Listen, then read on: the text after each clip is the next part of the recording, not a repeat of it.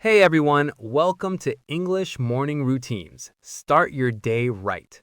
I'm so excited to dive into today's topic, which is all about making the most of those precious first hours of your day. Indeed, we'll be exploring various morning routines and, crucially, how you can seamlessly weave English practice into them.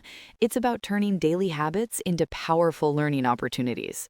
Exactly. We're not just talking about waking up, we're talking about waking up your English skills right along with you.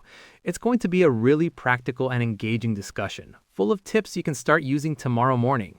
We hope to inspire you to think differently about how you begin your day and how those beginnings can truly accelerate your language learning journey. So let's get started. So, let's talk about why morning routines are truly your English superpower. It's not just about getting more done or feeling good, although those are definitely awesome perks. Exactly. A consistent morning routine builds a foundation, not only for productivity and personal well being, but crucially for embedding English naturally into your day. When you make it a habit, it stops feeling like a chore and starts becoming an effortless part of your life. Yeah, like brushing your teeth. You don't usually think, ugh, I have to brush my teeth now. It just happens. And that's what we want for your English. Starting your day with a dedicated English moment, even a small one, trains your brain to expect and embrace it. It certainly does. Your mind is often fresher in the morning, ready to absorb new information. Plus, by integrating English into those first few hours, you're setting a positive tone for the entire day, making learning a natural and enjoyable part of your regular rhythm. It's about making English a natural habit. That sounds like a wonderful way to approach it. Now, for a different perspective, I believe our American host has a morning routine that's perhaps a bit more, shall we say, fun and flexible? Oh, absolutely. Rigid is definitely not in my morning vocabulary, darling. My routine is all about ease and enjoyment, because if it feels like a chore, I won't stick to it. So I wake up, usually to some gentle music, and the very first thing I do while I'm still feeling a bit sleepy is hit play on an English podcast.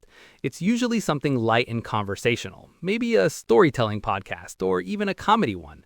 I just let it play in the background while I stumble to the kitchen to start my coffee.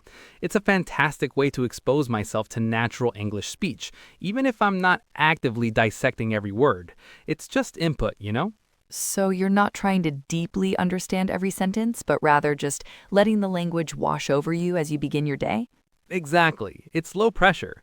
Then, while my coffee's brewing, I often have a quick 5-minute flashcard review session. I use an app on my phone with vocabulary I've been learning. It's super quick, just a few words, nothing overwhelming. It warms up my brain for the day and reinforces those new words without demanding a huge chunk of my time. It's all about small, consistent bursts that fit into my real life, not some ideal, impossible schedule. Okay, so you've heard my flexible approach. Now, I'm really curious, what does your morning look like? I imagine it's a bit more organized. Well, you wouldn't be wrong there. My mornings tend to be a bit more structured, aiming for a calm start. I usually wake up around 6:30 a.m., and the first thing I do is not grab my phone, but rather make a cup of tea, a proper English brew, naturally. Of course, wouldn't expect anything less. While the tea is brewing, I spend about 10 minutes just sitting quietly, maybe doing a bit of mindful breathing. It really helps to clear the mind before the day truly begins. Then, with my tea in hand, I move on to some English practice. I like to read a chapter of a book, sometimes a classic, sometimes something more contemporary, for about 20 minutes. This helps with vocabulary and comprehension. After that, I spend another 15 minutes planning my day, but I do all my planning in English. I jot down my to-do list, my appointments, and any important notes using English phrases. Oh, that's clever. Writing out your plans in English. I always just default to my native language for that. You're really reinforcing it. Exactly. It makes the language a natural part of my organizational process. And finally, while I'm getting dressed or having a late breakfast, I'll put on a BBC World News podcast or sometimes a documentary. It keeps me updated and immersed in authentic English speech without having to actively focus too much on it. It's all about creating those consistent touch points. All right, now that we've talked about our routines, let's dive into some essential vocabulary and common phrases you can use to describe your own mornings in English. Excellent idea. Let's start with the basics. Wake up and get up. To wake up means to stop sleeping. For example, I wake up when my alarm rings. To get up means to leave your bed. I get up 5 minutes after my alarm goes off. And if you're like me, you probably hit snooze. That means you push the button on your alarm to make it quiet for a few more minutes of sleep. I'm definitely a serial snoozer. Yes, a common habit. Then you might get ready. This is a general term for preparing yourself for the day, including things like showering, getting dressed, and eating. A related phrase is to get dressed, which simply means to put on your clothes. Exactly. And before you head out, you'll probably brush your teeth and make coffee or make tea. These are simple actions, but important parts of many routines. Absolutely.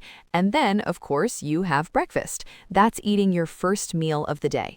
All these actions help you start the day, which means to begin your daily activities. Practice using these phrases to talk about your own morning. So now that you've heard our routines, it's your turn. We really encourage all of you to start thinking about crafting your own English morning routine. It's not about copying ours exactly, but finding what works for you. Exactly. The key is to personalize it. Consider your current lifestyle and schedule. If you're not an early riser, don't suddenly commit to an hour of intensive study. Start small, maybe just 5 minutes of listening to an English podcast while you're making your tea or coffee. Yes, starting small is huge. Like, if you only have 10 minutes, maybe you just review 5 new vocabulary words while you're brushing your teeth. The important thing isn't the duration, it's the consistency. Doing a little bit every day is so much more effective than doing a lot once a week. Absolutely. Consistency builds habits, and habits make learning feel natural, not like a chore. Don't be afraid to experiment, try different things, and adjust your routine as you go along. It should feel achievable and enjoyable.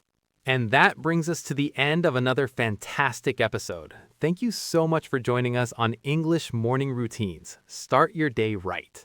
Indeed, we truly hope today's discussion has inspired you to think about how you can integrate English into your own morning routine, whether it's through listening, reading, or even just thinking in English.